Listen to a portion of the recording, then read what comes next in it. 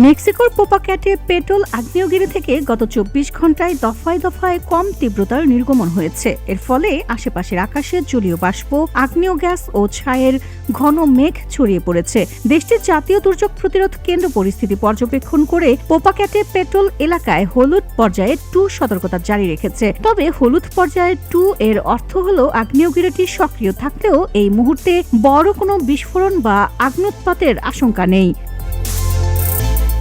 সেনাপ্রেট জানিয়েছে তারা আগ্নেয়গিরিটি থেকে ৮০টি কম তীব্রতার নির্গমন এবং একই সাথে ৪ মিনিট স্থায়ী কম বিস্তার ও উচ্চ কম্পনের ভূকম্পন রেকর্ড করেছে।